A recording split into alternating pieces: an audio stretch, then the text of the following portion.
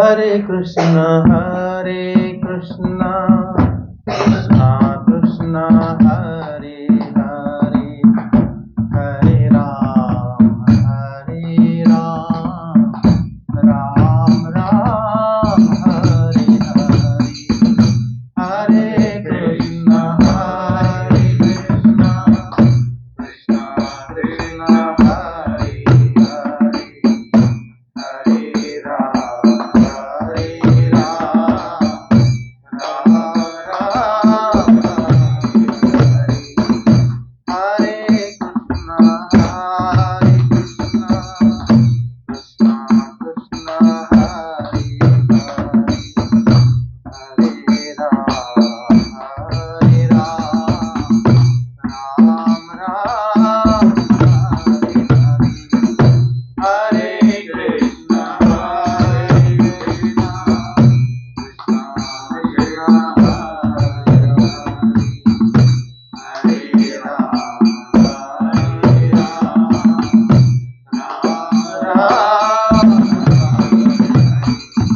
Hare Krishna, Krishna Krishna, Hare Hare, Hare Ram, Ram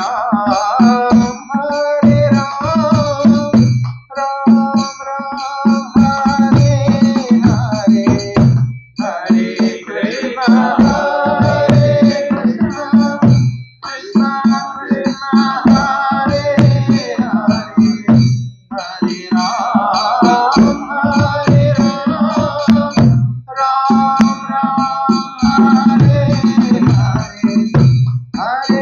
Hare Krishna, Krishna Krishna, Hare Ram Ram,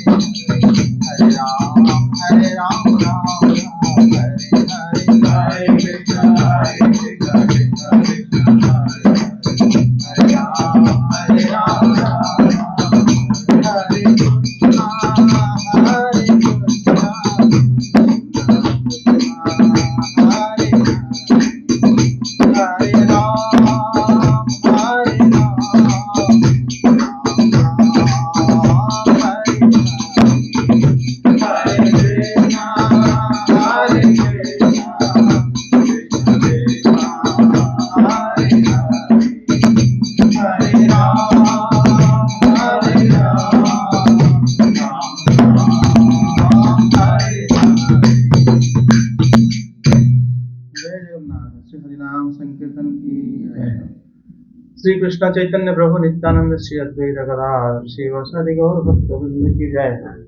जय श्री बलदेव, जय श्री सुभद्रा, जय श्री जगन्नाथ, जय श्री वसुदेव की जय। जय श्री वृंदावन धाम की जय, जय श्री भक्तवृंद की जय, भक्ति देव तुलसी माता की जय, श्रीमद् भागवतम की जय। जय जय श्री राधे श्याम। ओम नमो भगवते वासुदेवाय। ओम नमो भगवते वासुदेवाय। ओम नमो भगवते वासुदेवाय। ओम नमो भगवते वासुदेवाय। ओम नमो भगवते वासुदेवाय। श्रीमद् भागवतम तृतीय स्कंद 23 अध्याय श्लोक संख्या 1। कर्दम जी एवं श्री देवहूति का विहार। मैत्रेय उवाच। मैत्रेय उवाच। पितृभ्यं प्रस्थिते साध्वी पीति पतिमिङ्गेत कोविद नित्यं पर्यचरत्प्रीत्या भवानीव भवं प्रभुं विश्रम्भेणात्मशोचेन गौरवेण दमेन च शुश्रूषया सौधुहेन वाचा मधुरया च भो विसृज्य कामं दम्भं च द्वेषलोभघं मदम् अप्रमतोद्यता नित्यं तेजियां समातो यशयत् सवै देवर्षि वर्यस्तां मानवीं समानुव्रतान् देवाद्ग्रीयसः प्रत्युरासानं महाशिषः। अनुवाद। कर्दम और देवकी का विहार। श्री मैत्रेय जी ने कहा, विदुर जी, माता पिता के चले जाने पर पति के अभिप्राय को समझ लेने में कुशल साध्वी देवहूति कर्दम जी की प्रतिदिन प्रेम पूर्वक सेवा करने लगी, ठीक उसी तरह जैसे श्री पार्वती जी भगवान शंकर की सेवा करती हैं।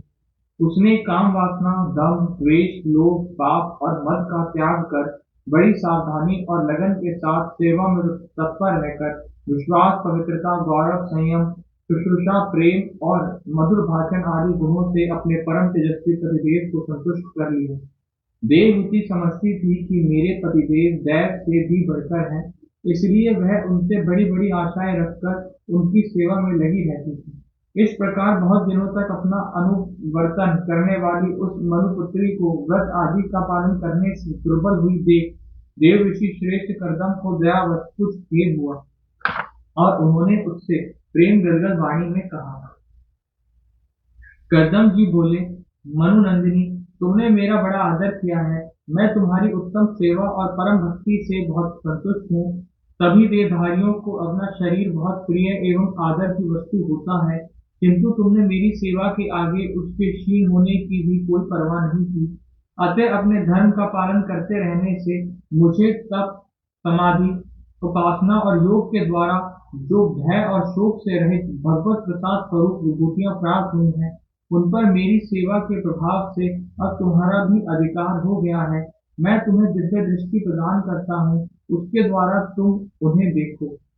अन्य जितने भी भोग हैं वे तो भगवान श्री हरि के भृकुटी विलास मात्र से नष्ट हो जाते हैं, अतः वे इनके आगे कुछ भी नहीं है। तुम मेरी सेवा से भी कृतार्थ हो गई हो। अपने पतिव्रत धर्म का पालन करने से तुम्हें यह दिव्य भोग प्राप्त हो गए हैं, तुम इन्हें भोग सकती हो। हम राजा हैं, हमें सब कुछ सुलभ है। इस प्रकार जो अभिमान आदि विकार हैं, उनके रहते हुए मनुष्यों को इन दिव्य भोगों की प्राप्ति होनी चाहिए।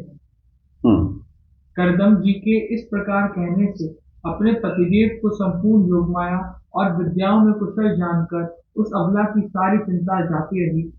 उसका मुख किंचित संकोच भरी चितवन और मधुर मुस्कान से खिल उठा और वह विनय एवं प्रेम से गदगद वाणी में इस प्रकार कहने लगी। जय जगन्नाथ। इसमें ये हम लोग जो अध्याय कर रहे हैं, ये कर्दम जी जो कि श्री ब्रह्मा जी के पुत्र हैं और देवहूति जी जो कि श्री मनु जी की पुत्री है, उनके विवाह हुआ। किसी के विवाह की बात, साधारण बात को भागवतम जैसे पवित्र, जो कि परम जो श्रेष्ठ पुराणानंग इदम तथा यथा काशी हनुत्तमा, जैसे काशी नगरी श्रेष्ठ है, उसी प्रकार पुराणों में से श्रीमद् भागवतम श्रेष्ठ है। एक बात द्वादश स्कंद में बताया गया है। करदम जी और देवहूति जी के विवाह और उनके विहार, विवाह हुआ तो सब कुछ पूछेंगे, कैसे वो रहे, कैसे अपनी पत्नी से विहार करे, कितने बच्चे हुए, क्या हुए, डिटेल। लेकिन ये भागवतम जी सबको मोक्ष प्रदान करता है, ये बात कैसा है कि इसको श्री मैत्रेय जी जो कि ब्रह्मवादी हैं, श्री विदुर जी जो कि ब्रह्मज्ञानी हैं, उनको कह रहे हैं बात में तो कुछ है, नहीं तो किसी के विवाह की बात इसमें क्यों आएगा। इसमें ये जानना जरूरी है, श्री करदम जी ब्रह्मा जी के जो पुत्र हैं, उन्हीं के पुत्र रूप में श्री भगवान अवतरण लेंगे, कपिल भगवान के रूप में। और श्री देवहूति देवी वो श्री भगवान की माता बनेगी। और श्री भगवान साधारण दंपतियों की माता पिता नहीं बनाते उनको, जिनका काम भाव है, जो शादी इसलिए करते हैं, पत्नी को लेते हैं ताकि वो सुख पा सके, वो सोच के विवाह करते हैं। जिसके पास ये भाव है, उनके पास श्री भगवान कैसे अवतीर्ण होंगे, नहीं हो पाएंगे। अर्थात इस जो लीला है, इसमें श्री भगवान उनके पुत्र क्यों बने, ये भी समझ में आ जाएगा। पहले तो पिछले कल क्लास में हम लोग अच्छे से चर्चा करे थे कि उनके लड़की को लेकर जब आए थे स्वयंभू मनु, किस प्रकार उनका व्यवहार था, एवं कैसे हर जगह में आप देखोगे वो श्री कृष्ण भक्ति को ही प्राधान्य रखें, फिर भी ये सब चल रहा है।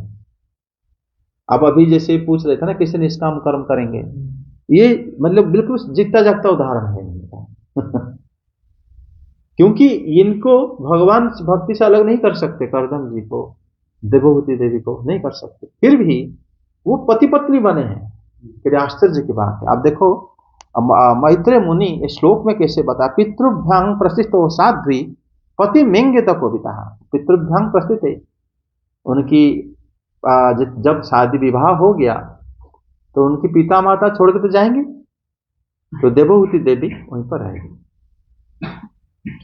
नित्यं भवं प्रभुम भवानिव पतिं प्रीत्या पर्यचरत, वो अपनी पति देव को सेवा करने लगे, चले गए वो छोड़ के पति देव को सेवा करने लगे। कैसे, ये कह रहे हैं मैत्रेय मुनि कि जैसे भव प्रभु भवानी भव, जैसे भगवान शिव को भवानी सेवा करते थे। जानते हो भगवान शिव जी के जो विवाह, ये बड़ा अद्भुत है। शिव महापुराण में है, तुलसीदास जी की जो रामचरितमानस उसमें भी है, बड़ा अद्भुत है। अद्भुत इसलिए नहीं कि विवाह करे, अद्भुत इसलिए है कि उनको विवाह क्यों करे भगवान शिव,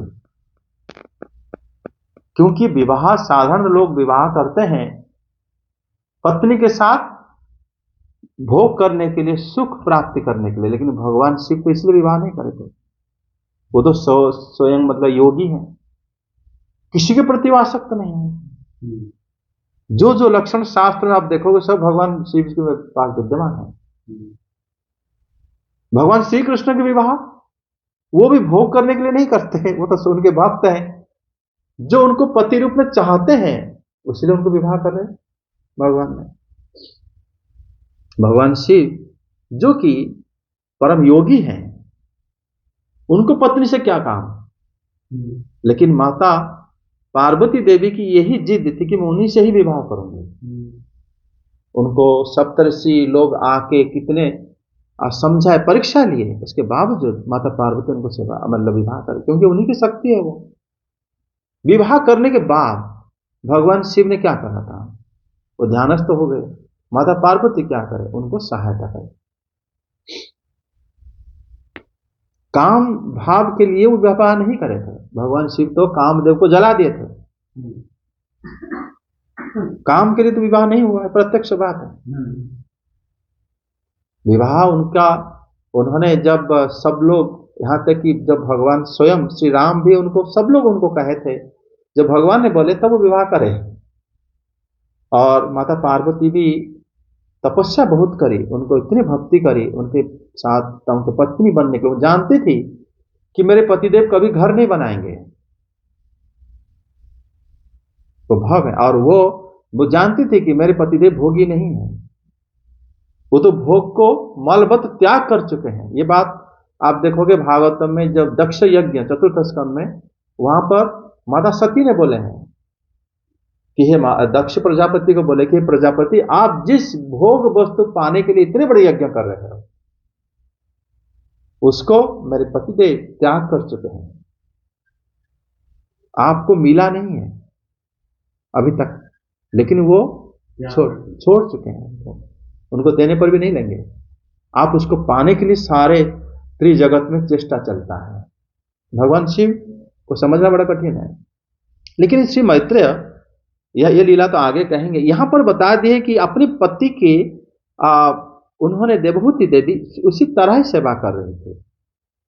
और आगे श्लोक में इसको और क्लियर करें, भो विश्रम्भेण आत्म शौचेन गौरवेण दमेन शुश्रूषया।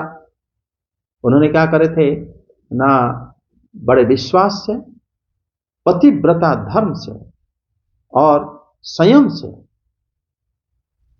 जो पत्नी सेवा करे थे, बड़े संयम, और उन्होंने शुश्रूषा प्रेम तथा मधुर वाणी से अपनी पतिदेव को सेवा करते थे। और कैसे न कामं दंभं द्वेषम लोभम अघम। कामना, जो स्त्री के स्वरूप में कामना अत्यधिक होता है, अधिक होता है, पुरुषों से ज्यादा, कभी तो पुरुषों को भी भाव आता है, कामना को उन्होंने त्याग करके सेवा कर रही थी। ये होते हैं भगवान की माता पिता होने के योग्य सब है। वो विवाह कर लिए, जब विवाह हो जाता है लोग क्या करते हैं, उनका एक मतलब आते हैं स्त्री साथ भोग करते हैं, लेकिन उन्होंने विवाह के बाद काम को छोड़ दिए। दंभ कि मैं इस मनु की पुत्र हूं, स्वयंभुव मनु की, मेरे भाई प्रियव्रत महाराज हैं, मेरे भाई उत्तनपाद है, जिनके पूरा ब्रह्मांड उनको जानते हैं, बड़े शक्तिशाली हैं वो लोग, प्रसिद्ध भी हैं। उन्होंने दंभ को छोड़ दिया। द्वेष, किसी भी प्रकार की ईर्ष्या भाव, किसी के प्रति कि शत्रु मित्र भाव नहीं था। लोभ नहीं था। अघम मतलब पाप भी किसी भी प्रकार के वो नहीं था। ये सब छोड़ के उन्होंने अपनी पति को सेवा करी। तो किस बात का फिर विवाह? लोग तो कहेंगे ऐसा शादी का क्या मतलब, अगर वो आके चुपचाप कामना को भी छोड़ दी, सब कुछ छोड़ दिया, अपनी श्रृंगार अपनी स्वरूप सब कुछ भूल गई। देव माता देवहूति देवी जब सब कुछ भूल के सेवा करने लगी, तभी तो कर्दम मुनि बताए कि आप सेवा करते करते आप शरीर को भी भूल गए। जिस स्वरूप को देख के विश्वावसु गंधर्व गिर पड़ते स्वर्ग से।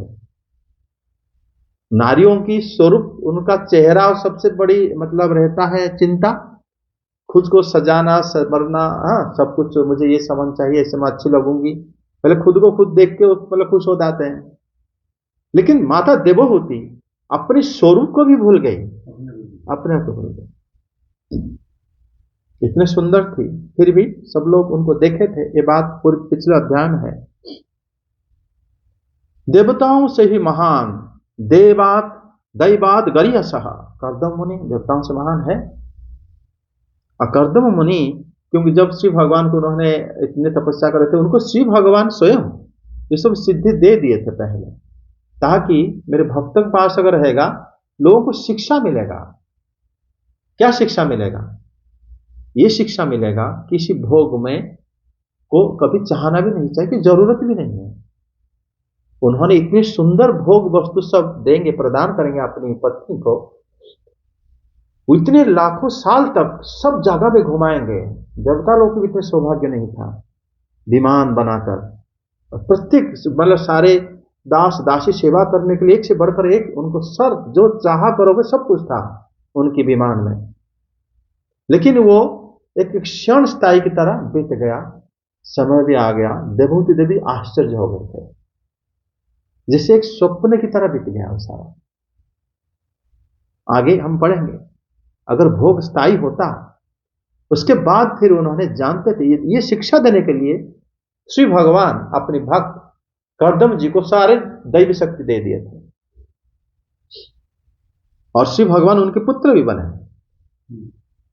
और श्री भगवान जब उनके पिताजी इस प्रकार महल बनाए थे, अब चाहोगे महल उड़ के जाएगा प्रत्येक जगह में, और महल आगे वर्णन करेंगे मैत्रेय जी। और श्री भगवान भी बाल्य लीला उसी महल में करे और अपनी माता को शिक्षा प्रदान करे कि जगत, भौतिक जगत कैसे निसार है, इसका कोई सार वस्तु नहीं। कितना भी भोग कर लो, वो भोग क्षण स्थायी होता है, स्वप्न जैसे विद्यता है। ये बात बताने के लिए सब लीला मैत्रेय जी वर्णन करे हैं, और ये बताएं इनके गुण कैसा था देवहूति देवी के और श्री मैत्रेय देव के। वो कह रहे हैं कि दैवाद गरीयसः पैपत्युः महाशीषः आससानाम तान समान व्रताम मानविन सबे देवर्षि वर्यः। वो जानती थी कि मेरे पति जो है देवताओं से भी अधिक ऐश्वर्यशाली शक्तिशाली हैं, और वो मतलब विवाह में भी वो मतलब अपने पति से भी आशा रखी थी कि मेरे पतिदेव कभी मुझे निराश नहीं करेंगे। तो अपने पतिदेव को वो सेवा करती रहती, बड़ी निष्ठा से सेवा करती रहती थी।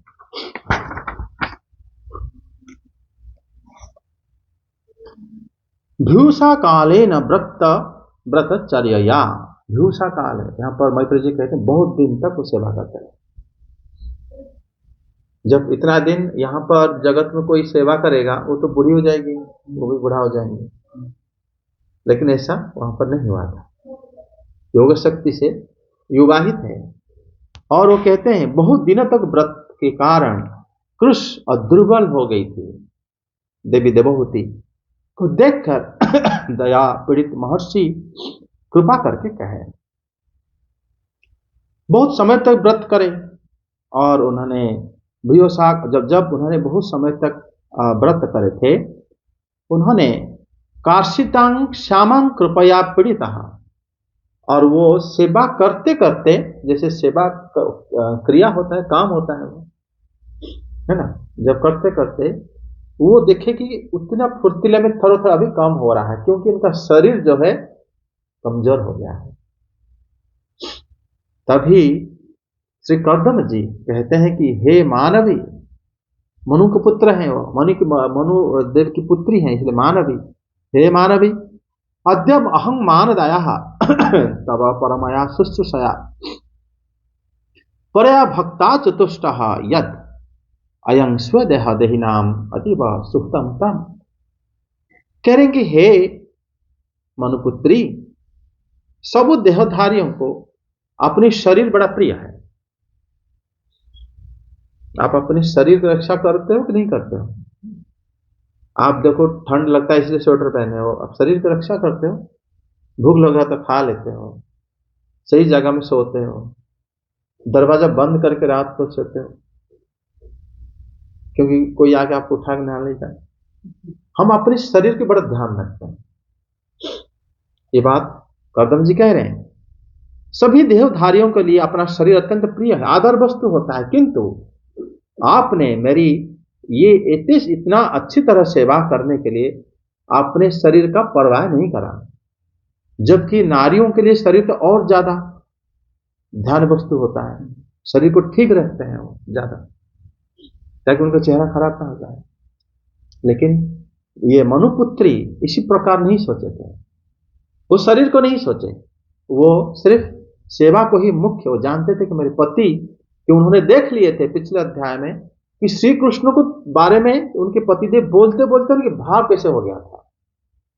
वो जानते थे यही मेरी पतिदेव है, इनको अगर मैं सेवा करा तो मैं भी स्वयं इस शरीर से उद्धार हो जाऊंगा, मैं उद्धार हो जाऊंगी। उन्होंने ये सोचे थे, तभी उन्होंने उनकी सेवा करे। सेवा का समय अपना सुख को नहीं देखा जाता, कैसे भी हो सेवा करते रहो। सेवा की सिर्फ एक ही रहता है उद्देश्य कि जिसके लिए सेवा कर रहे हैं वो प्रसन्न हुए कि नहीं हुए, उसी हिसाब से उन्होंने सेवा करे थे। आगे कहते हैं कि अपने धर्म पालन करने वाली मेरी तपस्या, समाधि, उपासना, योग आदि, जो ये सब श्री भगवान की कृपा से ही मुझे जो विभूति प्राप्त हुआ है, ये बात से कर्दम जी जानते हैं। जिनको विभूति प्राप्त हुआ है वही भी कुटिया करके रह रहे हैं। अगर आपके पास करोड़ रुपए की खजाना है, आप मतलब एक के लंगोट पहन के कुटिया में रहोगे आप?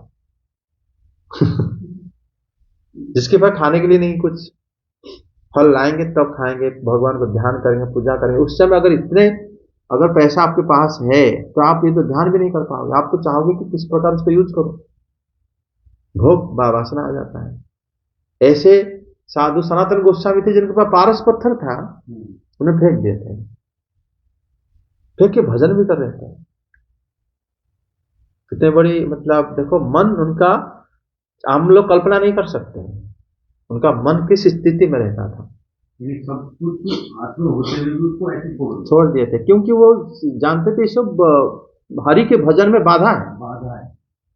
करदम जी के पास सारे मतलब शक्ति थी, देवताओं से भी अधिक, लेकिन वो रहते थे कैसे? वैसे रहते थे, उनके घर में चूल्हा तक नहीं था, बर्तन नहीं था। स्वयं मनु उन शत्रुपा देवी ने सब दे के गए थे, कपड़े पहनने के लिए नहीं थे,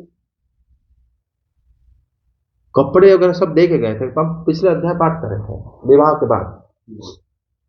लेकिन करदम जी क्या उससे उतना ही जो बर्तन और ये कपड़े मिलने के लिए शादी करे थे? वो उनके पास सब कुछ था, लेकिन वो सब कुछ छोड़े हुए थे। यही तो है स्वभाव, यही गुण है जिसके वजह से भगवान के पापा वो बने थे।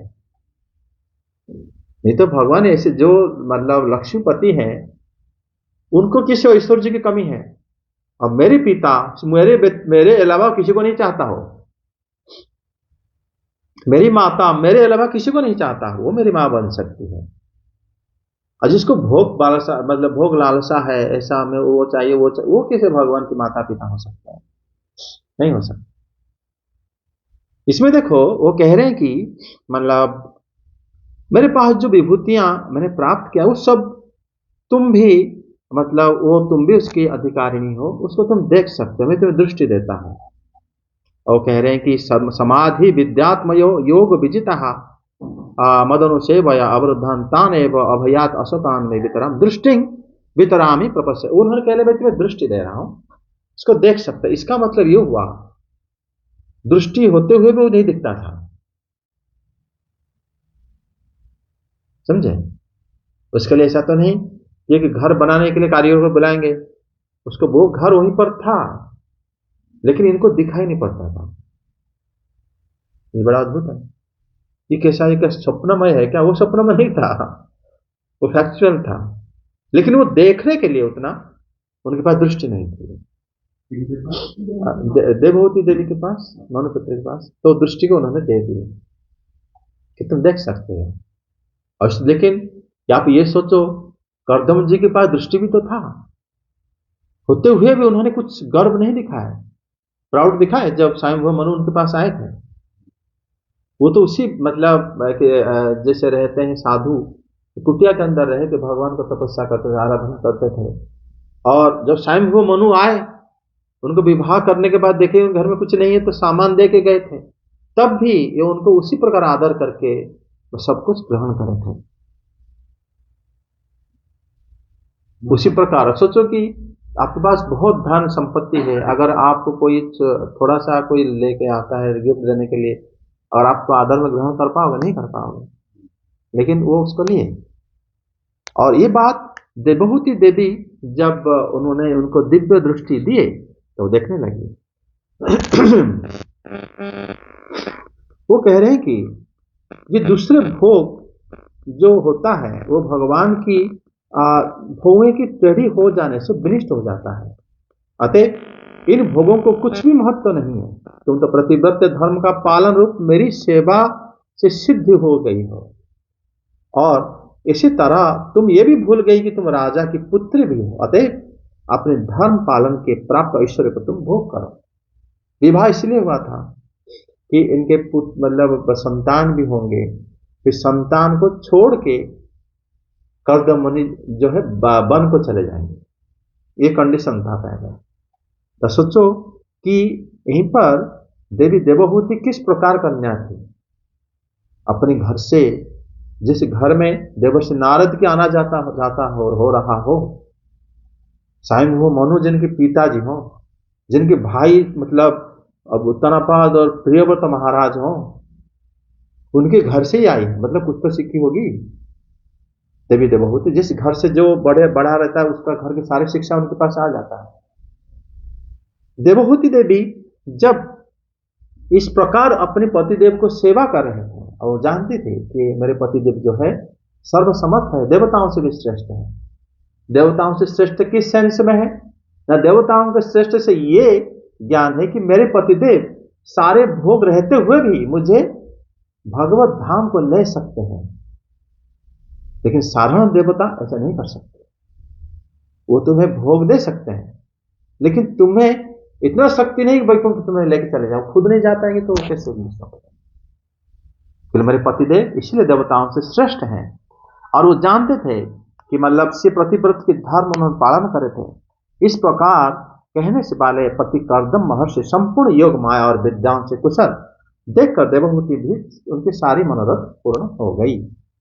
और उन्होंने गदगद वाणी से बोले, अनुवाद देखो। देवहूतिरुवाच राब्धं बता द्विज वृषैतदमोघा योग मायाधिपे तै विभो तदा वै मे भर्ता यस्तो अभ्यधायि समयाः सकृदंगसंगो भूयाद् गरीयसि गुणः प्रसवाः सतीनाम्। अनुवाद। देवहूति ने कहा, द्विजश्रेष्ठ स्वामिन, मैं यह जानती हूँ कि कभी निष्फल न होने वाली योग शक्ति और त्रिगुणात्मिका माया पर अधिकार रखने वाले आपको ये सब ऐश्वर्य प्राप्त है। किंतु प्रभु, आपने विवाह के समय जो प्रतिज्ञा की थी कि गर्भाधान होने तक मैं तुम्हारे साथ गृहस्थ सुख का उपभोग करूंगा, उसकी अब पूर्ति होनी चाहिए। क्योंकि श्रेष्ठ पति के द्वारा संतान प्राप्त होना पतिव्रता स्त्री के लिए महान लाभ है। हम दोनों के समागम के लिए शास्त्र के अनुसार जो कर्तव्य हो उसका आप उपदेश दीजिए और उपटन, गंध, भोजन आदि उपयोगी सामग्रियां भी जुटा दीजिए, जिससे मिलन की इच्छा से अत्यंत दीन दुर्बल हुआ मेरा यह शरीर आपके अंग संग के योग्य हो जाए। क्योंकि आपकी ही बढ़ाई हुई काम वेदना से मैं पीड़ित हो रही हूँ। स्वामिन, इस कार्य के लिए एक उपयुक्त भवन तैयार हो जाए, इसका भी विचार कीजिए। मतलब देवी देवहूति जो है अपनी पति देव से ये कहे धर्म के हिसाब से, मतलब ऐस तत्र यथोपदेशम इति कृत्यम उपशिक्षा। देखो वेद में रचना हो गया था कि गृहस्थ कैसे रहते हैं, ठीक है, लेकिन उससे पहले किसी की विवाह नहीं हुई थी। ब्रह्मा जी की विवाह करने की जरूरत नहीं पड़ी थी और भगवान शिव और बाकी सारे महर्षि किसी की शादी करने के कोई कन्या नहीं थे। तो पहला जो है कर्दम जी का विवाह हुआ था। तो जो नियम बताए थे वेदों में कि पत्नी के साथ इसी प्रकार समागम होता है, गर्भाधान संस्कार, जैसे हमारा जो है 16 संस्कार होता है, ये गृहस्थ धर्म में गर्भाधान संस्कार, तो उसको उन्होंने बताया कि जैसे शास्त्र में बताया गया है उसी नियम के हिसाब से गर्भाधान संस्कार होगा। इसीलिए, लेकिन है तो ये माइक, लेकिन उसके लिए क्या कह रहे हैं, वो कह रहे हैं कि उसके लिए वस्तु की आवश्यकता है। उसके लिए पहला तो शरीर पुष्ट, देखो शरीर को वो मुख्य नहीं सोचते थे तभी तो शरीर को उन्होंने ध्यान नहीं दिया था। ध्यान दिया होते तो उसको रखे थे सुरक्षित, तो उनको ये सब कुछ नहीं मिलता क्या, जो अपनी कि आप रुक जाओ, मैं अभी पहले भोजन कर लूं या मैं पहले एक्सरसाइज कर लूं या मैं ठीक नहीं रहूंगी तो फिर आपके साथ फिर जब होगा फिर मैं कैसे समागम करूंगी। ऐसा उन्होंने नहीं करा था। उन्होंने उल्टा अपने शरीर को शुद्ध बुद्ध छोड़ के, जिस दुर्बल मतलब जिसको देखकर कोई विवाह करने के मन भी नहीं करेगा, लेकिन उन्होंने पवित्र गुणों को धारण करके देवी उन्होंने सेवा करती थी, मतलब करती थी। और जब पतिदेव जब उन्होंने देखे तो उनको वरदान दिए, तो उन्होंने बताया कि आपके द्वारा बढ़ाई हुई काम वेदना से मैं पीड़ित हूं, इसीलिए उपयुक्त भवन, क्योंकि विवाह के लिए ही घर की आवश्यकता होती है। ये विधि भी आज भी है, लोग जब विवाह वगैरह बच्चों की कराना चाहते हैं घर को ठीक कर देते हैं और फिर उसके लिए उसको जॉब लगवा देते हैं ताकि स्थिर रहे मन। उसके बाद उनको जो सब कुछ जो सुविधा होता है वो देते हैं, शरीर ठीक रहता है। ये सब आज भी है, वो तब भी था।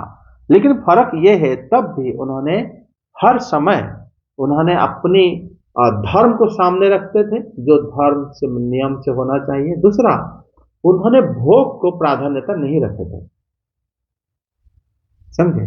जो भोग को जो प्राधान्यता रखेगा फिर वो भगवान से दूर हो जाता है अपने आप। अब देखो भाई, जब हिरण्यकश्यप हिरण्याक्ष वैकुंठ से पतन हुए, हम पढ़े थे पिछले अध्यायों में, जब वो आए थे शत्रु भाव से भगवान के साथ व्यवहार उनका रखेंगे, लेकिन आके क्या जाके शिव भगवान के साथ झगड़ा कर रहे थे वो लोग? कि शत्रु भाव कैसे हुआ? शत्रु भाव वो आके भोग विलास में मग्न रहे, वो भोग विलास से ही शत्रुता भाव आ जाता है अपने आप। रावण जब तक श्री राम उनके सामने नहीं आए थे, शत्रु भाव कैसे पता चलता था? इतना उनके शत्रु है, लेकिन भोग करना एक शत्रुता भाव है अपने आप में एक शत्रुता भाव है भगवान के प्रति। भगवान के प्रति ऐसा नहीं होता तो हिरण्यकश्यप भी भगवान कहां पर है तो दिखता नहीं था उनको, फिर वो क्या जाके भगवान से झगड़ा करता था, मेरे शत्रु है, दुश्मन है मेरे? नहीं। हिरण्याक्ष भी, हिरण्याक्ष जब पृथ्वी को सारे भोग करना चाहता था, पृथ्वी सारे सब कुछ लेना चाहता था, देखे कि कोई आके पृथ्वी को उद्धार कर रहा है, तो उन्होंने उनसे शत्रुता करे, क्योंकि भोगी था इसलिए शत्रुता भगवान के साथ हो गया। रावण कुंभकर्ण देखो, शिशुपाल दंत्रवक्र देखो। तो जब यहां पर इनके पास भोग प्राधान्य नहीं था, कर्दम जी और देवी देवहूति के पास, उसी समय मैत्री जी कह रहे हैं, आगे अनुवाद पाठ करो। मैत्रेय जी कहते हैं, विदुर जी, कर्दम मुनि ने अपनी प्रिया की इच्छा पूर्ण करने के लिए उसी समय योग में स्थित होकर एक विमान रचा, जो इच्छा अनुसार सर्वत्र जा सकता था। यह विमान सब प्रकार के इच्छित भोग सुख प्रदान करने वाला, अत्यंत सुंदर, सब प्रकार के रत्नों से युक्त, सब संपत्तियों की उत्तरोत्तर वृद्धि से संपन्न तथा मणिमय खंभों से सुशोभित था। वह सभी ऋतुओं में सुखदायक था और उसमें जहां तहां सब प्रकार की दिव्य सामग्रियां रखी हुई थी तथा उसे चित्र विचित्र रेशमी झंडियों और पताकाओं से खूब सजाया गया था, जिन पर भ्रमर गण मधुर गुंजार कर रहे थे। ऐसे रंग बिरंगे पुष्पों की मालाओं से तथा अनेक प्रकार के सूती और रेशमी वस्त्रों से वह अत्यंत शोभायमान हो रहा था। एक के ऊपर एक बनाए हुए कमरों में अलग अलग रखी हुई शैया, पलंग, पंखे और आसनों के कारण वह बड़ा सुंदर जान पड़ता था। जहां तहां दीवारों में की हुई शिल्प रचना से उसकी अपूर्व शोभा हो रही थी। उसमें पन्ने का फर्श था और बैठने के लिए मूंगे की वेदियां बनाई गई थी। मूंगे की ही देहलियां थी। उसके द्वारों में हीरे के किवाड़ थे तथा इंद्र नील मणि के शिखरों पर सोने के कलश रखे हुए थे। उसकी हीरे की दीवारों में बढ़िया लाल जड़े हुए थे, जो ऐसे जान पड़ते थे मानो विमान की आंखें हों, तथा उसे रंग बिरंगे चंदोवे और बहुमूल्य सुनहरी बंधनवारों में सजाया गया था। उस विमान में जहां तहां कृत्रिम हंस और कबूतर आदि पक्षी बनाए गए थे, जो बिल्कुल सजीव से मालूम पड़ते थे। उन्हें अपना सजातीय समझकर बहुत से हंस और कबूतर उनके पास बैठ कर अपनी बोली बोलते थे। उसमें सुविधा अनुसार क्रीड़ा स्थली, ध्यान आग्रह, बैठक आंगन और चौक आदि बनाए गए थे, जिनके कारण वह विमान स्वयं कर्दम जी को भी विस्मित सा कर रहा था। ऐसे सुंदर घर को भी जब देवहूति ने बहुत प्रसन्न चित्त से नहीं देखा, तो सबके आंतरिक भाव को परख लेने वाले कर्दम जी ने स्वयं ही कहा, धीरू, तुम इस बिंदु सरोवर में स्नान करके विमान पर चढ़ जाओ। यह विष्णु भगवान का रचा हुआ तीर्थ मनुष्यों की सभी कामनाओं की प्राप्ति कराने वाला है। कमल लोचन देवहूति ने अपने पति की बात मानकर सरस्वती के पवित्र जल से भरे हुए उस सरोवर में प्रवेश किया। उस समय में बड़ी मैली कुचैली साड़ी पहने हुई थी। उसके सिर के बाल चिपक जाने से उनमें लटी पड़ गई थी। शरीर में मैल जम गया था तथा स्तन कांतिहीन हो गए थे। सरोवर में गोता लगाने पर उसने उसके भीतर एक महल में 1000 कन्याएं देखी। वे सभी किशोर अवस्था की थी और उनके शरीरों से कमल की सी गंध आती थी। देवहूति को देखते ही वे सब स्त्रियां सहसा खड़ी हो गईं और हाथ जोड़कर कहने लगी, हम आपकी दासियां हैं, हमें आज्ञा दीजिए, आपकी क्या सेवा करें। विदुर जी, जब स्वामिनी को सम्मान देने वाली उन रमणियों ने बहुमूल्य मसालों तथा गंध आदि से मिश्रित जल के द्वारा मनस्विनी देवहूति को स्नान कराया तथा उसे 2 नवीन और निर्मल वस्त्र पहनने को दिए, फिर उन्होंने ये बहुत मूल्य के बड़े सुंदर और कांतिमान आभूषण, सर्वगुण संपन्न भोजन और पीने के लिए अमृत के समान स्वादिष्ट आसव प्रस्तुत किए। अब देवहूति ने दर्पण में अपना प्रतिबिंब देखा तो उसे मालूम हुआ कि वह भांति भांति के सुगंधित फूलों के हारों से विभूषित है, स्वच्छ वस्त्र धारण किए हुए हैं, उसका शरीर भी निर्मल और कांतिमान हो गया है तथा उन कन्याओं ने बड़े आदर पूर्वक उसका मांगलिक श्रृंगार किया है। उसे सिर से स्नान कराया गया है। स्नान के पश्चात अंग अंग में सब प्रकार के आभूषण सजाए गए हैं तथा उसके गले में हार में, हाथों में कंकण और पैरों में चमचमाते हुए सोने के पाजे सुशोभित हैं। कमर में पड़ी हुई सोने की रत्न जटित करधनी से, बहुमूल्य मणियों के हार से और अंग अंग में लगे हुए कुमकुम आदि मंगल द्रव्यों से उसकी अपूर्व शोभा हो रही है। उसका मुख सुंदर दंतावली, मनोहर भौहें, कमल की कली से स्पर्धा करने वाले प्रेम कटाक्ष में सुंदर नेत्र और नीली अलकावली से बड़ा ही सुंदर जान पड़ता है। विदुर जी, जब देवहूति ने अपने प्रिय पतिदेव का स्मरण किया तो अपने को सहेलियों के सहित वहीं पाया जहाँ प्रजापति कर्दम जी विराजमान थे। उस समय अपने को सहस्त्र स्त्रियों के सहित अपने प्राणनाथ के सामने देख और उसे उनके योग का प्रभाव समझकर देवहूति को बड़ा विस्मय हुआ। देवहूति देवी को बड़ा विस्मय हुआ अपने पति देव को देखकर, क्योंकि ये विस्मय कि जिसके पास इतना ऐश्वर्य हो वो कैसे चुपचाप एक आश्रम में रहते थे, और जो साधारण व्यक्ति के पास ऐसा तो होगा तो ऐसा नहीं रहेगा। देवहूति देवी जब उन्होंने अपने पतिदेव से ये कहे थे, उसी समय उनके पतिदेव ने क्या कहे ना, एक सुंदर विमान बना दिए थे। ये वो विमान जो है रचना कर दिए योग शक्ति में। प्रियतमा के कार्य करने की इच्छा वाले महर्षि कर्दम उसी समय योग में स्थित होकर एक अपनी इच्छा के अनुसार चलने वाले विमान को रचना करें। विमान अपने टाइटैनिक के ये सुना होगा, देखा होगा, उसमें इतना बड़ा बहुत सारे कमरे थे और वहां पर क्या था ना, खेलने के लिए भी था, है ना, और छोटा था, लेकिन यहाँ पर तो उससे भी थोड़ा बड़ा है और वो पानी में जाता था, ये उड़ सकता है और इच्छा के अनुसार उड़ सकता है। अगर इच्छा करेंगे यहाँ रह जाओ तो वहीं रह जाएगा। लैंडिंग का इसमें कोई दिक्कत होने वाली, वो मन की इच्छा के हिसाब से चलेगा वो। तो यहाँ पर वो विमान सभी इच्छाओं को पूर्ण करने वाला था। इच्छा है पूर्ण हो जाएगा। अगर उसी प्रकार विमान में आजकल लोग कोई सवार हुआ तो इच्छा उसका खत्म नहीं होगा, होगा खत्म। भगवान उन्हीं को धन और उन्हीं को सारा ऐश्वर्य देते हैं जिसको इच्छा नहीं होता। अभी बात जानते हो, वैकुंठ जगत में सारे वृक्ष कल्प वृक्ष है, इच्छा पूर्ति करते हैं वो लोग। लेकिन भक्त वहां जाता है जिसका कोई इच्छा ना हो, तो वह करेगा क्या?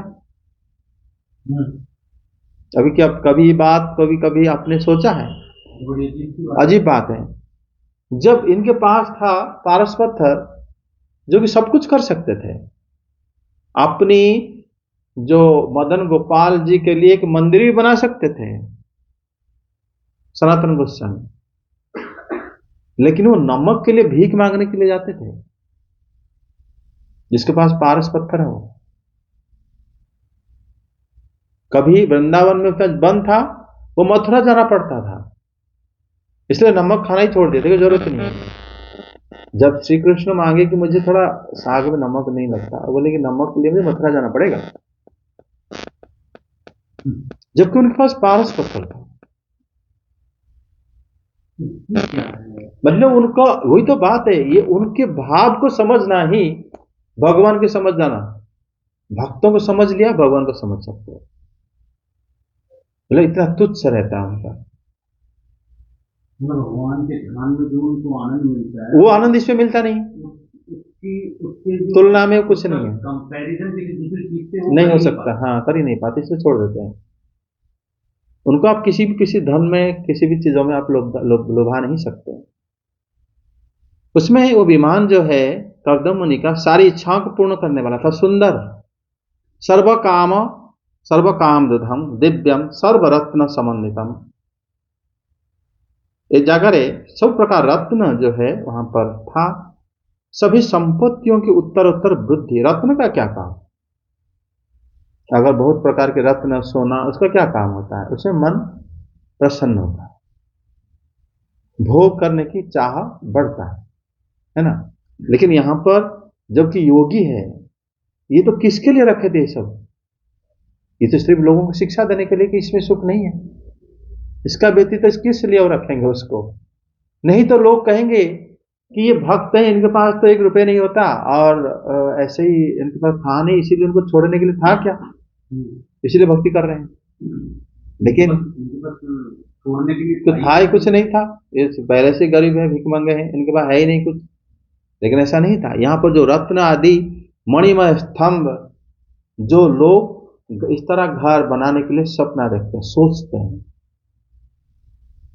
भोग करने के लिए, लेकिन जिनके पास है वो भोग करना नहीं चाहता। मतलब इससे वो कुछ मैसेज दे रहे हैं, मैसेज दे रहे हैं कि इन चीजों में जो है आनंद नहीं होता, अगर होता तो मैं इसी में इसमें रहता। हाँ, तो फिर उन्होंने बताया वो विमान दिव्य सामग्री से युक्त था। दिव्य उपकरण पेतम, दिव्य सामग्री शब्द का अर्थ होता है जहां जहां शास्त्र में दिव्य शब्द रहता है वो भगवान से जुड़ जाता है। मतलब ऐसे सामग्री था, भगवान याद आ जाएंगे तेरे, समझे। वो सभी ऋतुओं में सुखपद था और अनेक प्रकार की पट्टिका, मतलब झंडे, पताका, मतलब सुंदर भाव से सजाया गया था। ये जो सुंदर भाव से सजाया गया बताया जाता है, वो उन लोगों के लिए है, भागवत और रहस्यमय पुराण है, जो लोग भोगी हैं उनको आकृष्ट करने के लिए बहुत प्रकार चीजें यहां पर भी लिखा गया है। लेकिन जो भक्त हैं वो जानता है कि इस प्रकार उनको दोगे भी तब भी वो नहीं लेंगे। भक्त आज भी इस प्रकार भोग विलास कामना नहीं करते। भक्त तो वही है, भगवान वही है, तो भक्त भी वही है, अवश्य रहते हैं। क्योंकि ऐसा भक्त नहीं होंगे तो इस शास्त्र, जिस शास्त्र को अध्ययन करने से कुछ जॉब नहीं मिलेगा, जहां से पैसा नहीं मिलने वाला, वो शास्त्र आज तक कैसे टिका है? उनको चाहने वाले होंगे तभी तो ये रहा है। किस लिए रहा है बताओ, कोई कारण बता दो।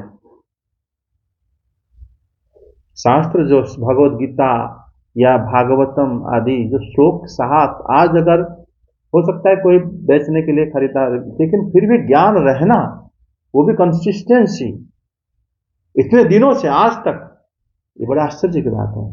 जबकि बीच में कई युग बीते हैं, जिसमें कितने युग बीत गए, बीच में देखो मुसलमान आ गए, राज करने लगे, कितने मतलब एडवर्स सिचुएशन आया होगा। लेकिन साधु और उसको चाहने वाले अगर है तभी तो बड़े सुरक्षित रूप से है आज तक। ऐसा नहीं है, कैसा रहा? तो इसलिए समझ लेना चाहिए कि भगवान के भक्त हमेशा ही रहते हैं। अगर नहीं रहेंगे तो ये कैसे रहेगा, उनकी ज्ञान, उनकी वाणी कैसे रहेगा? आगे बताते हैं, वहां पर का नाम मधुर मतलब गुंजार करते थे, रंग बिरंगे पुष्प मालाएं, अनेक प्रकार की सूती रेशमी, मतलब बहुत सुंदर भाव से सजाया गया था। और उनके बहुत स्टेयर्स थे, ऐसा नहीं कि वो जो जहाज था एक लेयर का नहीं था, वहां सीढ़ी था, ऊपर भी जा सकते, फिर उसके ऊपर जा सकते, ऐसे विमान जो है मल्टी स्टोरी बिल्डिंग जैसा ही था। और मतलब वहां पर सुवर्ण सैया है, चामर है, आसन है, विमान से बहुत सुंदर दिखता था। दीवार में स्थान स्थान पर मतलब शिल्पी रचना किया गया था और पन्नों के फर्श था। ग्रेनाइट टाइप का जो फर्श होता है, पन्ना जो होता है मणि, वो ग्रीन कलर का होता है।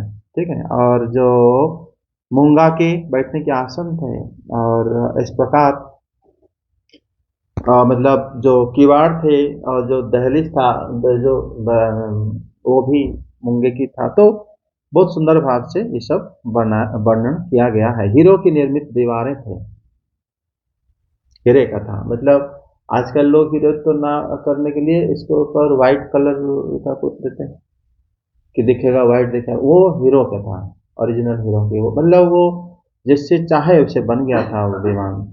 और उसमें मूंगे की बेदी थी। और फिर उसमें बताया जाता है कि स्थान स्थान पर कृत्रिम हंस कबूतर बनाए गए थे। और जैसे आपके घर में जैसे वहां पर जैसे बालकनी में आप सजाते हो, कुछ रखते हो, वहां पर कृत्रिम बनाया गया था, जैसे लकड़ी हो या कैसे भी कृत्रिम था वो, या धातु में बनाया गया हो। लेकिन ऐसा था कि वहां पर जो सजातीय पक्षी वो उसके पास रह बैठ जाते थे, सोचते थे कि ये कबूतर है, मैं भी कबूतर हूं तो मैं इसके साथ बैठूं। लेकिन पता चले ये निर्जीव है, ये लेकिन सजीव है। ऐसा भ्रम प्रकट होता है। और उस तरह सुविधा अनुसार बनाया गया क्रीड़ा स्थल भी था। वहां पर क्रीड़ा स्थल के अंदर आ जाता है, अगर चाहो तो जिम भी हो सकता है, तो बैडमिंटन कोर्ट भी हो सकता है, वहां पर खेलने के लिए जो भी चाहो वो सब प्रकार का अलग स्टोरी। जैसे मुकेश अंबानी बनाया था, अपना एक घर बनाया है, उसके बहुत सारे प्लेयर में बहुत प्रकार का वे सब सोच इससे लिए होंगे। लेकिन उनका जो कदम जी जैसे बनाए थे उस तरह तो कोई नहीं बनाया सकता, वो योग शक्ति से बनाए थे।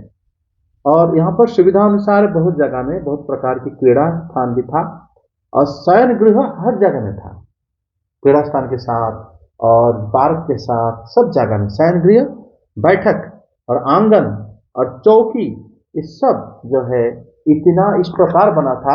यहाँ पर एक चीज लिखें, मैत्री जी कह रहे हैं कि आत्मन दिशाम पयन एवं, आत्मन हो गया खुद, तो खुद चौंक गए थे। इसका मतलब ये बनाने ये चाहे थे लेकिन किसी और ने बनाए थे, इससे पता चलता है। अगर खुद पता है, खुद विस्मय क्यों हो जाओगे? अगर तुम्हें पता है कि इसमें मैंने जो बनाया है इसमें मान लो 50 कमरे का होगा, 50 बेडरूम का होगा और इतना ये बनेगा, फिर आश्चर्य होने की बात नहीं। लेकिन खुद देख के आश्चर्य हो गए थे, इतने सारे कैसे बन रहा है। इसका मतलब उसको बनाए थे स्वयं भगवान ने।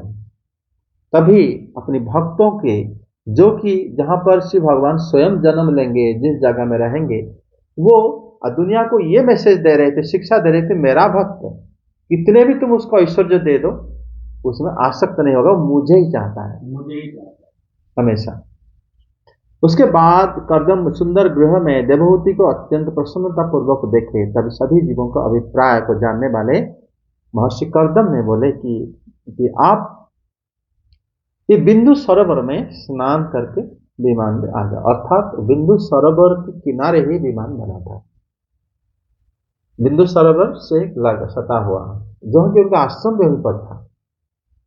तो वहां से वो स्नान करने जैसे अंदर गई, वहां पर बताया गया कि भट्टो यद वचः समादाय सरज वास वेणुभूतान अमूर्धजान मलपंकेन, उनका जो सौंदर्य पहले कैसे वर्णन किया गया था, अभी कैसे वर्णन किया गया है कि देवी देवहूति की कपड़ा वस्त्र मैल हो गया था, और उनका जो बेणी उसको जटा हो गया था, बाल काटते काट नहीं पाते थे। ठीक है, और मैल, शरीर भी मैल हो गया था, और उनके शरीर कांतिहीन हो गया था। और ऐसे उन्होंने क्या करे ना, पतिदेव की आज्ञा है अंदर घुस गए पानी के अंदर। जैसे अंदर गए देखे कि वहां पर 1000 कन्याएं सब अंगराग लेकर बैठे हैं, ब्यूटिशियन, जो कि मतलब बड़ा ब्यूटी पार्लर जैसे समझ लो उनको, लेकिन ये दिव्य रूप में बनाया गया था। जाकि आजकल जो ब्यूटी पार्लर पे तुम्हारा चेहरा को वो क्या करेंगे, कोशिश करते हैं अच्छा दिखने के लिए, लेकिन ये सिर्फ चेहरा नहीं, ये मतलब उस प्रकार उनके पास उबटन, पीने के लिए पानी था कि तुम शरीर तुरंत पृष्ठ हो जाएगा, एकदम इंप्रूव हो जाएगा। पतले थे नॉर्मल हो जाओगे। मतलब चेहरे पे झुर्रियां थे वो सीधा हो जाएगा, मतलब इस प्रकार उनके पास था। वो सब मतलब इनके योग शक्ति से बने हुए थे। देवहूति ने सरोवर के भीतर वो 1000 कन्याओं को देखा और वो लोग इनको ले गए और शरीर को उनके शरीर से कमल की सुगंध आ रही। आजकल क्या करते हैं हम, कहीं जो निकलते हैं लड़कियों लड़काओं डेओड्रेंट लगा देते हैं, सेंट लगा देते हैं जाते खुशबूदार, लेकिन वो क्या थे देवांगनाएं, वो अपने उनके शरीर से खुद खुशबू आती थी, कमल की सुगंध। ये सब मतलब वैकुंठ लोगों के जो स्वरूप यहाँ पर वर्णन किया गया है। और उनको देखकर स्त्रियां उनको जब देखे, देवहूति देवी ऐसे ही तो गई तपस्विनी के वेश में, शरीर दुबला पतला, मैल कुचले कपड़े और बाल जटा हो गया है और आंखें सब झुर्रिया हो गई, तब भी जब उनको देखे सब खड़े हो गए। सब जानते थे और सब खड़े हो गए और जानते थे कि ये गुण में हम सबसे श्रेष्ठ हैं, ये श्री हरि के माता भी हैं और कर्दम जी इसी के ऊपर प्रसन्न भी हुए हैं और इनके विवाह के लिए स्वयं श्री कृष्ण ही मतलब इनको चयन करे थे कि मनुपुत्री आपकी पत्नी बनेंगे। देवर्षि नारद जो कि इनको ही विवाह करने के लिए कर्दम जी के गुण को बखान करे थे, ये स्वयं वो मनु की पुत्री है, इसीलिए देवांगना है जो सब खड़े हो गए, उनको रिस्पेक्ट करने के लिए खड़े हो गए थे, क्योंकि ये इतने साधारण नहीं है देवहूति देवी जैसे दिख रही है। उसके बाद उन्होंने जैसे खड़े हो, उनकी सेवा में सब हो गए, खड़े हो गए। मनुष्य ने देवहूति को उन सब बहुमूल्य पदार्थ में स्नान कराए, फिर उनको पेय पिलाए और नवीन वस्त्र धारण कराए और फिर उनका सब मतलब सब प्रकार की भोजन भी कराए। अब देखो हम जब पानी के अंदर डूबेंगे तो फिर सांस लेने की दिक्कत होगी, लेकिन देवहूति देवी को दिक्कत नहीं हुई और वहां पर जो कन्याएं थी उनको भी दिक्कत नहीं हुई, हो रही थी। उसी प्रकार जिससे वरुण देवता जल में रहते हैं, रहते हुए भी वो बातें भी करते हैं। भगवान श्री कृष्ण जब वरुण देव वरुणालय गए थे उसी समय भी उनसे बातें भी करे थे, और कालीय दमन जब भगवान श्री कृष्ण करे थे उसमें भी कालीय दह के अंदर कूदे थे।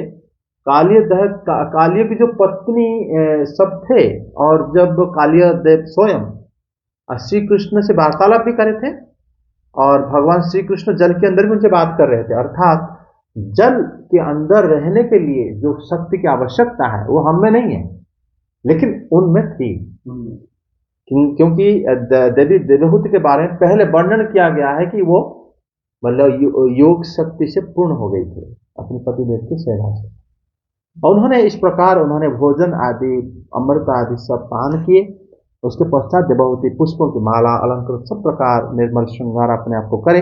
ऐसे ही मतलब स्नान आभूषण करते हुए अपने आप को उन्होंने देखे और उसी समय वो अपने पतिदेव को स्मरण करे। जैसे ही स्मरण करे तुरंत अपने आप को चढ़ने की जरूरत नहीं पड़ा कि मतलब किनारे में आओ फिर सीढ़ी पकड़ के चढ़ो, वो नहीं, अपने आप उनको विमान के अंदर पाया, एकदम वहां शिफ्ट हो गए सब लोग। इसके लिए मतलब ये समझ लेना चाहिए उसमें ना तो वस्त्र उनका गीला, ना इस प्रकार किसी भी प्रकार की कोई वहां पर असुविधा नहीं था, वो सब योग शक्ति से होता है, ऐसे समझ लेना चाहिए। उसके बाद उन्होंने उनके दांत सुंदर, भौवें सुंदर, प्रेम पूर्वक कटाक्ष और कमल कली से स्पर्धा रखने वाले उनके नेत्र मतलब इतने सुंदर भाव से सजाया गया था। देवहूति ने अपने बिंब को दर्पण में देखा। देखो जब कोई माइक वस्तु का सौंदर्य का वर्णन किया जाता है, लेकिन वो भगवान के साथ इक्वल करके वर्णन किया जाता है। कमल लोचन होता है जगन्नाथ जी का, हाँ, लेकिन जब यहाँ पर सब बताया गया ये समझ लेना चाहिए कि ये किसी ना किसी रूप में श्री कृष्ण से संबंधित है, इसलिए उनको इस स्वरूप को सुंदर रूप से वर्णन किया जाता है, ना कि भोग दृष्टि से कि हम ऐसे कोई सुंदरी कन्या होगी तो हमें बहुत अच्छा लगेगा विवाह करने के लिए, ऐसा भाव के हिसाब से मैत्रेय जी यहाँ वर्णन नहीं कर रहे। उन्होंने श्री कृष्ण से संबंध इन लोगों का है ना, इसी हिसाब से उन्होंने वर्णन करे हैं। जब देवहूति ने ऋषियों में श्रेष्ठ अपने पति को स्मरण किया तो उन्होंने वहीं पर उनको पाया और अपने पति देव को उन्होंने देखकर उन्होंने देख के बड़ा आश्चर्य हुए। मेरे पतिदेव इतने कन्याओं के साथ खड़े हैं, जैसे तारे के अंदर चंद्रमा। आगे श्लोक में बताएंगे। बोले देवहूति जब देखे आश्चर्य क्यों हुई कि मेरे पतिदेव इतने कन्या होते हुए भी मुझसे विवाह करें और इतना संयम से रह रहे थे। तब से वास्तव में जो संयम ही होता है वो श्री कृष्ण की भक्त ही होता है, भक्त ही संयमी होता है। उनके पास इतने कन्याएं, सुंदरी देवांगनाएं, इतने विमान, सब कुछ होते हुए भी वो आसक्त नहीं थे किसी से, और होता तो पहले से आसक्त हो जाते। लेकिन उन्होंने वैराग्य को ही दिखाया है श्री कर्दम जी, और फिर ये सब को छोड़ दिए थे। वो छोड़ के श्री कृष्ण को प्रदक्षिणा करके कपिल भगवान को वो जंगल को चले गए थे। यही शिक्षा है, और इसी को सिखाने के लिए फिर इतने प्रकार की भोग वस्तु को यहाँ पर यह अध्याय में वर्णन करा, क्योंकि भागवतम रहस्यमय पुराण है। श्रीमद् भागवतम पुराण वही हम श्रीधर स्वामी पाद बोले हैं कि ये गुह्य पुराण इसलिए है, कभी कभी इसका अर्थ ऐसे लिखा जाता है सामने वाला समझ नहीं पाएगा, उसको भोग दिखेगा उसके अंदर, लेकिन जबकि इसके अंदर योग है, भोग नहीं। यहाँ पर श्री कृष्ण की कथा हर जगह में लिखा गया है, लेकिन उसी को समझना होता है। शत्रु विजय विदुर। जब कर्दम जी ने देखा कि देवहूति का शरीर स्नान करने से अत्यंत निर्मल हो गया है और विवाह काल से पूर्व उसका जैसा रूप था उसी रूप को पाकर वह अपूर्व शोभा से संपन्न हो गई है, उसका सुंदर वक्षस्थल चोरी से ढका हुआ है, हजारों विद्याधरियां उसकी सेवा में लगी हुई हैं तथा उसके शरीर पर बढ़िया बढ़िया वस्त्र शोभा पा रहे हैं, तब उन्होंने बड़े प्रेम से उसे विमान पर चढ़ाया। उस समय अपनी प्रिया के प्रति अनुरक्त होने पर भी कर्दम जी की महिमा मन और इंद्रियों पर प्रभुता कम नहीं हुई। विद्याधरियां उनके शरीर की सेवा कर रही थी। खिले हुए कुमुद के फूलों से श्रृंगार करके अत्यंत सुंदर बने हुए वे विमान पर इस प्रकार शोभा पा रहे थे मानो आकाश में तारागण से घिरे हुए चंद्रदेव विराजमान हैं। उस विमान पर निवास कर उन्होंने दीर्घ काल तक कुबेर जी के समान मेरु पर्वत की घाटियों में विहार किया। ये घाटियां 8 लोकपालों की विहार भूमि है। इनमें कामदेव को बढ़ाने वाली शीतल मंद सुगंध वायु चलकर इनकी कमनीय शोभा का विस्तार करती है तथा श्री गंगा जी के स्वर्ग लोक से गिरने की मंगल में ध्वनि निरंतर गूंजती रहती है। उस समय भी दिव्य विद्याधरियों का समुदाय उनकी सेवा में उपस्थित था और सिद्धगण वंदना किया करते थे। इसी प्रकार प्राण प्रिया देवहूति के साथ उन्होंने वैश्रम्भक, सुरसन, नंदन, पुष्प भद्र और चैत्र रथ आदि अनेकों देवोद्यानों तथा मानस सरोवरों में अनुराग पूर्वक विहार किया। उस कांतिमान और इच्छा अनुसार चलने वाले श्रेष्ठ विमान पर बैठकर वायु के समान सभी लोकों में विचरते हुए कर्दम जी विमान विहारी देवताओं से भी आगे बढ़ गए। विदुर जी, जिन्होंने भगवान के भवभयहारी पवित्र पाद पद्मों का आश्रय लिया है, उन वीर पुरुषों के लिए कौन सी वस्तु या शक्ति दुर्लभ है। इस प्रकार महायोगी कर्दम जी यह सारा भूमंडल जो द्वीप वर्ष आदि की विचित्र रचना के कारण बड़ा आश्चर्यमय प्रतीत होता है, अपनी प्रिया को दिखाकर अपने आश्रम को लौट आए। फिर उन्होंने अपने को 9 रूपों में विभक्त कर रति सुख के लिए अत्यंत उत्सुक मनु कुमारी देवहूति को आनंदित करते हुए उसके साथ बहुत वर्षों तक विहार किया, किंतु उनका इतना लंबा समय एक मुहूर्त के समान बीत गया। उस विमान में रति सुख को बढ़ाने वाली बड़ी सुंदर शैया का आश्रय ले अपने परम रूपवान प्रियतम के साथ रहती हुई देवहूति को इतना काल कुछ भी न जान पड़ा। इस प्रकार उस काम आसक्त दंपत्ति को अपने योग बल से सैकड़ों वर्षों तक विहार करते हुए भी वह काल बहुत पूरे समय के समान निकल गया। आत्मज्ञानी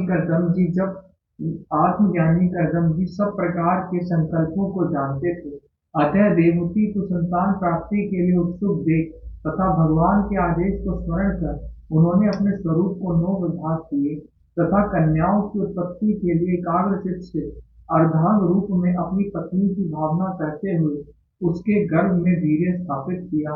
इससे देवहूति के एक ही साथ 9 कन्याएं पैदा हुई। वे सभी सर्वांग सुंदरी थी और उनके शरीर से लाल कमल की सी सुगंध निकलती थी।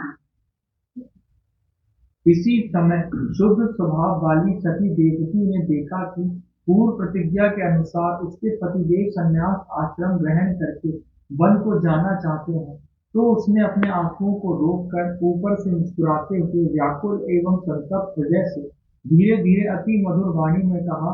उस समय वह सिर नीचा किए हुए अपने नख मणिमंडित चरण कमल से पृथ्वी को कुरेद रही थी। इसमें कैसे श्लोक है बाबू 52? इसमें कितना कठिन है।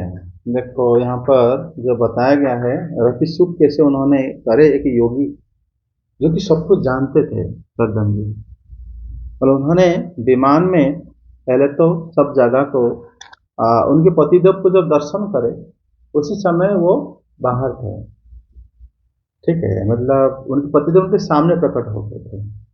जहाज तब चढ़े नहीं थे, लेकिन उसके बाद पतिदेव उनको हाथ लेके जहाज चढ़ा दिए।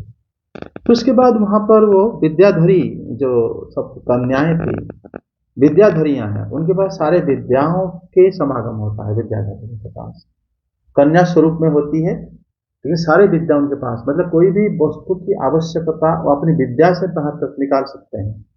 विद्याधरी होते हैं लोग, और वो उनके सेवक थे, वो लोग उनकी सेवा करते थे। तो उन्होंने 8 लोकपाल जो है हमारा पूर्व पश्चिम उत्तर दक्षिण, बाकी जो अग्नि वायु ईशान्य नरी, तो जो कोण है हमारा 8 कोण है, 8 दिग्पाल रहते हैं। वो दिग्पाल का विहार भूमि जहाँ पर सिर्फ वही लोग घूमते हैं, तो वो विहार भूमि को ये इनको लेके गए थे विमान में, है, दिखाने के लिए। और वहां पर कामदेव वास्तव में वहां पर जब घूमते हैं वो उद्यान आदि, उसमें कामदेव संचार हो जाता है। जब उनकी रति क्रीड़ा की मन होता है तो उस जगह पर जाते हैं। तो वहां पर उसमें बताया गया है कि जैसे हम नंदन वन है, वो देवराज इंद्र के, वो भी दिक्पाल है, पूर्व दिग में रहते हैं। उत्तर दिग में हमारे चंद्रदेव रहते हैं, है ना, पश्चिम में वरुण देव रहते हैं, दक्षिण में यमराज, वो सारे दिक्पाल हैं। दिक्पाल यमराज की लोक अलग है, यमराज की जो जगह अलग है। यमलोक जहाँ पे लोग जाते हैं वहीं पर उन्हें घुमाते थे, वो घुमा रहे थे जहाँ पर मतलब दिक्पाल लोगों का जो विहार स्थल है।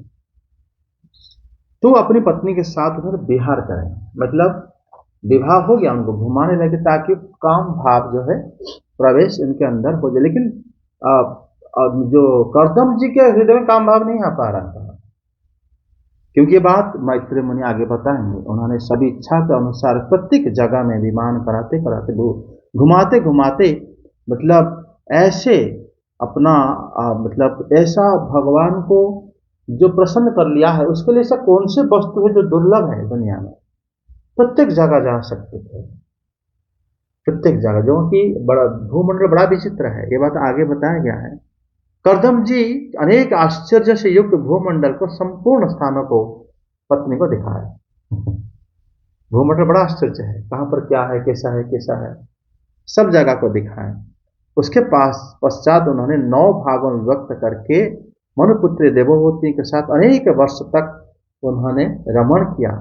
लेकिन वो एक मुहूर्त की तरह, मुहूर्त बाद निरामय रहने, मुहूर्त जो कि 40-45 मिनट के बाद होता है, इतने समय। और फिर आगे फिर बताते हैं कि ऐसा सुंदर पति के साथ रहते हुए भी देवहूति देवी को पता ही नहीं चला कि कब समय बीत गया, कितने इतने सालों बीते गए। उसके बाद वो योग प्रभाव के कारण काम लालसा से युक्त रमण करते हुए दोनों पति पत्नी की 100 वर्ष का समय, छोटे समय के साथ बीत गया। 100 वर्ष देवताओं की गणना में और या मनुष्य की गणना में भी, दोनों गणना भी बहुत अधिक है 100 वर्ष। ये बताते हैं 100 वर्ष बीत गए, किंतु उनका समय बहुत छोटा लगा। 100 वर्ष तो यहाँ पे आयु नहीं है। विवाह तो 30 वर्ष में होता है, उसके बाद 70 साल 40 साल तक विवाह करते हैं लोग, उसके बाद खत्म हो जाता है।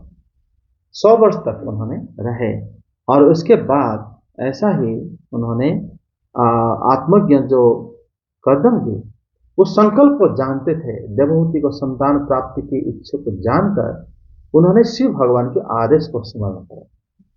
आदेश भी जिस काम के लिए तो आए थे, वो आदेश को स्मरण करते हुए उन्होंने भगवान बताए थे कि तुम्हें कन्या संतान ही देना है। शास्त्र में जो नियम है, देखो जीव में कोई अंतर नहीं है, चाहे कन्या हो चाहे पुरुष हो, लेकिन भगवान ने इनको बताया था कि कन्या संतान जात करने के लिए पत्नी को चिंता करते हुए वीर गर्भ में छोड़ोगे तब जाके वो उससे ही मुहूर्त में फिर कन्या जात होंगे। तो ऐसा उन्होंने करा, जो कर सकता है वो कितने बड़ी योगी होगा। और ये बात स्पष्ट रूप से इन्होंने बताया। उसके पश्चात उन्होंने शीघ्र ही अतः सा देवहूति सद्य स्त्रिय प्रजा शिशुभे, उन्होंने कन्या को तुरंत जन्म दिए थे, ज्यादा दिन नहीं, जैसे हमारा 10 महीना ये रहता है उस प्रकार नहीं था, और शीघ्र ही जन्म दिए थे। और उन सब सर्वांग सुंदरी थे और उनके शरीर से कमल की सुगंध निकलती थी, और उनकी कन्या सारे प्रसिद्ध है। आप सोचो, वशिष्ठ मुनि की जो पत्नी अरुंधति इन्हीं की लड़की है, देवहूति देवी की। अत्रि मुनि की अनुसया ये इन्हीं की लड़की है, देवहूति देवी, सारे प्रसिद्ध हैं उनका। अब देवहूति देवी की कन्या सारे, अब देवी सती की जो माँ है, जो दक्ष राजा की पत्नी है, वो भी इन्हीं की लड़की। और देवहूति देवी की जो कन्याएं थी वो सर्वांग सुंदरी और सबके शरीर लाल कमल की सुगंध आ रही थी। उस समय शुद्ध स्वभाव वाले देवहूति ने देखा कि पतिदेव संन्यास ग्रहण करे हैं, क्योंकि कन्या जात हो गए, वो भी जल्दी हो गए, और फिर पतिदेव से रमण भी 100 साल पता ही नहीं चला। अब तो क्योंकि समय ऐसा ही होता है, भोग का समय पता नहीं चलता। तो फिर इसीलिए जो इतने तामझाम अभी हम पढ़ रहे थे, इसी बात के लिए हुआ था कि वो ये मैसेज दे रहे थे, तुम कितना भी ऐश्वर्य ले लो भोग करते समय, उसका कोई स्थायित्व तो नहीं होता, बहुत कम समय, पता ही नहीं चलता, समय नहीं रहता उसके लिए। इसीलिए बुद्धिमत्ता ये है कि हम जितने समय रहते हुए अपनी इच्छाओं को कम करते, भगवान के नाम स्मरण कीर्तन करते हुए जीवन को आगे बिताए।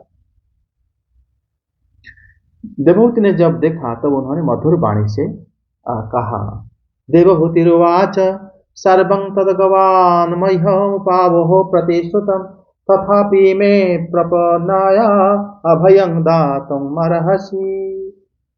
वो कह रहे हैं कि अनुवाद पाठ करो, लास्ट कर। देवहूति ने कहा, भगवान आपने जो कुछ प्रतिज्ञा की थी वह सब तो पूर्णतः निभा दी, तो भी मैं आपकी शरणागत हूँ, अतः आप मुझे अभयदान और दीजिए। ब्राह्मण इन कन्याओं के लिए योग्य वर खोजने पड़ेंगे, और आपके वन को चले जाने के बाद मेरे जन्म मरण रूप शोक को दूर करने के लिए भी कोई होना चाहिए। प्रभु, अब तक परमात्मा से विमुख रहकर मेरा जो समय इंद्रिय सुख भोगने में बीता है वह तो निरर्थक ही गया। आपके परम प्रभाव को न जानने के कारण ही मैंने इंद्रियों के विषयों में आसक्त रहकर आपसे अनुराग किया, तथापि यह भी मेरे संसार भय को दूर करने वाला ही होना चाहिए। अज्ञानवश असत पुरुषों के साथ किया हुआ जो संग संसार बंधन का कारण होता है, वही सत्पुरुषों के साथ किए जाने पर असंगता प्रदान करता है। संसार में जिस पुरुष के कर्मों से ना तो धर्म का संपादन होता है, ना वैराग्य उत्पन्न होता है, और न भगवान की सेवा ही संपन्न होती है, वह पुरुष जीते ही मुर्दे के समान है। अवश्य ही मैं भगवान की माया से बहुत ठगी गई, जो आप जैसे मुक्तिदाता पतिदेव को पाकर भी मैंने संसार बंधन से छूटने की इच्छा नहीं।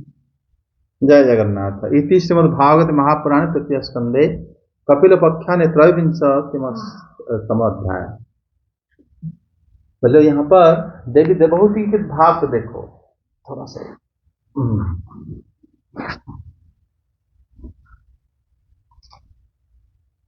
देवी देवहूति यहाँ पर कह रही है अपनी पतिदेव को कि विवाह के समय आपने जो प्रतिज्ञा करे थे आपने वो सारा कर दिया, और आप अभी जो है पुत्रियों को मतलब आप अभी छोड़ के संन्यास आश्रम प्रवेश करोगे, लेकिन ये जो पुत्रियां हैं उनके लिए योग्य वर पति वो कहां से लाओ, इसके काम भी आपको करना चाहिए। समझे? ये मेरा बैटरी डाउन हो गया। चल तो रहा है, 2%। कोई बात नहीं। कि हे ब्रह्मण तुभ्यम दुहितुभिः सभाः पतयः विमुग्धाः त्वयि वनं प्रजापते अप्रजा प्रज्वलिते मैं विश्वकाय तिष्ठित सात्। कि आप जब वन को चले जाओगे, अपनी कन्याओं के लिए मैं पति कहां से लाऊंगी?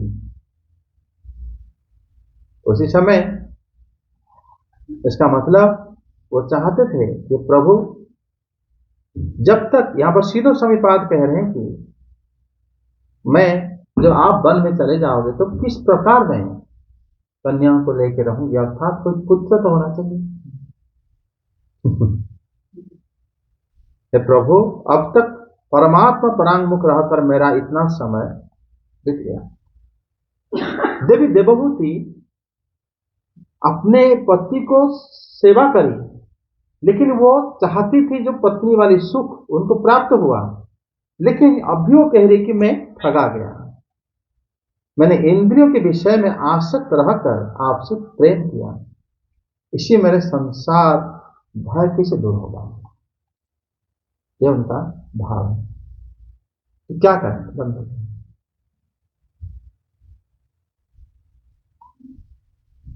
इसमें वो कह रहे हैं कि इस संसार का जो भय कैसे दूर होगा? अज्ञान के कारण अधियाह असस्तु कृतः संगो यह संस्तुते हेतु। अगर गलती से भी आप मूर्खों की संग करा है, गलती से भी करा है, तब भी आपको संसार के भय प्रदान करेगा। असत पुरुष की संग, अगर गलती से कोई असत पुरुष की संग कर दे, असत तो ठीक नहीं होते हैं, उनके अगर संग करा आपका फल मिलेगा आपको। उसी प्रकार वो कह रहे हैं स एव साधु से कृतः निसंगत्वाय कल्पते। अगर कोई गलती से साधुचन कर लिया उसका भी फल उसको मिलता है, अर्थात वो संसार से निर्भय प्राप्त हो जाता है और कभी ना कभी भगवत भक्ति के प्रति अनुराग उत्पन्न हो जाता है। देवी देवभूति ये बात तो उन्होंने सीखा था अपने घर से, अपने मन से। उन्होंने बता दिया कि मैंने आपसे भोग किया, इसी से मेरा इतना मूल्यवान समय बीत गया, पता ही नहीं चला मुझे। वो आगे कहते हैं कि आप जैसे पति देव को प्राप्त कर मैंने संसार से बंधन से मुक्त होना ना चाहकर सिर्फ भगवान की माया के द्वारा ठगी गई। देखो ये देवभूति देवी जो कह रही है उसको सिखाने के लिए उनके पतिदेव इतने सुंदर भद्र विमान आदि से बनाए थे, प्रत्येक जगह घुमाने लेके गए थे। जैसे घर में जब हम शादी करते हैं, पत्नी बोलती कहीं मुझे घुमाने ले गया अभी तक, कहीं मुझे घुमाए आपने, सब कुछ उन्होंने करे थे। लेकिन वो कह रही कि मैं ठगी गई, मैं ठगी गई, क्योंकि भगवान की माया से मैं ठगी गई। लेकिन अगर मैंने आपका संग करा है, आपका सेवा करा है, उसका फल मुझे जरूर मिलेगा। आप तो, मैं भले ही इंद्रिय तृप्ति से अंधी हो गई थी, लेकिन आप तो मुक्त आत्मा है, मैंने आपको संग करा। इसका मतलब देवभूति देवी अभी, मतलब देखो श्री भगवान के आविर्भाव के समय अभी आ रहा है। उनके पतिदेव कहेंगे कि भगवान मुझे बोले हैं कि वो तुम्हारे पुत्र बनेंगे, इसीलिए तुम अभी व्रत आदि नियम को पालन करते, उन्हीं का भजन करते रहो। देखो पत्नी जब वो उन्होंने कन्या को जन्म करे तब उन्होंने पति की तरह समागम करे, घुमाए, और उस विमान में घूमते घूमते उनको पति के साथ समागम करने के बाद कन्या प्रकट हुई। लेकिन जब भगवान प्रकट होंगे ये सब नहीं हुआ था। उस टाइम मैंने कर्दम जी योगाभ्यास करते थे और देवभूति उनकी सेविकाएं तो सब थे, उनका सेवा करते थे। लेकिन उन्होंने जैसे ही पतिदेव की आज्ञा से भगवान को भजन कर स्मरण करने लगी तो अपने आप ब्रह्मादि देवतागण आए थे उनको स्तुति करने के लिए कि मतलब पुत्र देवभूति आप भगवान की जननी बनने वाले हो। उसके बाद भगवान उसी तरह प्रकट हुए थे जैसे काष्ठ में अग्नि प्रकट होता है काष्ठ में से, और श्री भगवान उसी तरह प्रकट हुए जैसे श्री राम के रूप में कौशल्या माता के गर्भ से प्रकट हुए थे। जैसे देवी देवकी के गर्भ से भगवान प्रकट हुए थे। मतलब वास्तव में गर्भ के अंदर से प्रकट होते हैं या भगवान सामने प्रकट होते हैं? प्रकट शब्द होता है ना, वास्तव में भगवान सामने प्रकट होते हैं, क्योंकि भगवान तो कभी जन्म उनका होता नहीं है, आदि है, अनादि, उनका अजय होते हैं, वो जन्म रहित होते हैं। और जैसे ही प्रकट हुए हैं और कर्दम जी को अपने पिता होने के गौरव, मतलब गौरव प्रदान करें, देवहूति देवी को माता होने के गौरव प्रदान करे थे भगवान। उसके बाद भगवान की लीला आगे आएगा। यही अध्याय समाप्त होता है। जय जगन्नाथ, हरि बोल। जय राधे जय कृष्ण जय वृंदावन, जय राधे जय कृष्ण जय वृंदावन, श्री गोविंद गोपीनाथ मदन मोहन, श्री गोविंद गोपीनाथ मदन मोहन, जय राधे जय कृष्ण जय वृंदावन, जय राधे जय कृष्ण जय वृंदावन,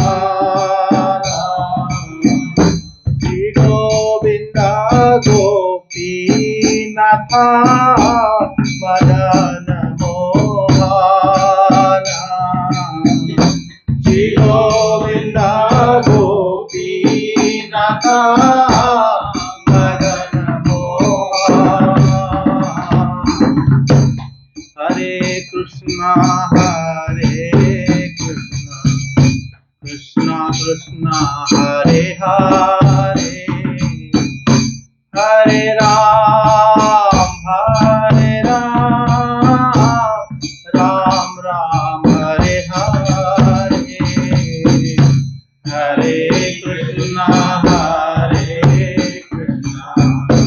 कृष्णा कृष्णा हरे हरे, हरे राम राम राम हरे हरे, हरे कृष्ण कृष्ण कृष्ण हरे हरे, हरे राम राम राम हरे हरे, हरे कृष्ण कृष्ण कृष्ण हरे हरे, हरे राम राम राम हरे हरे, हरे कृष्ण कृष्ण कृष्ण हरे हरे, हरे राम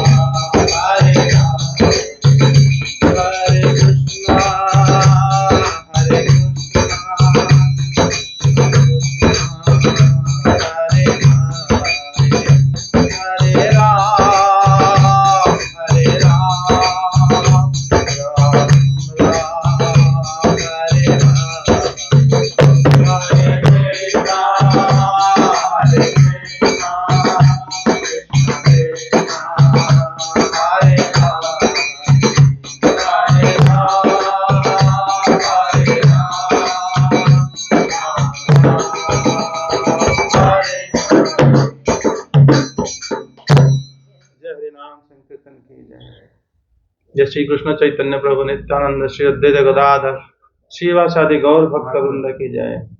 जय श्री बलदेव, जय श्री सुभद्रा, जय श्री जगन्नाथ, श्री सुदर्शन देव की जय।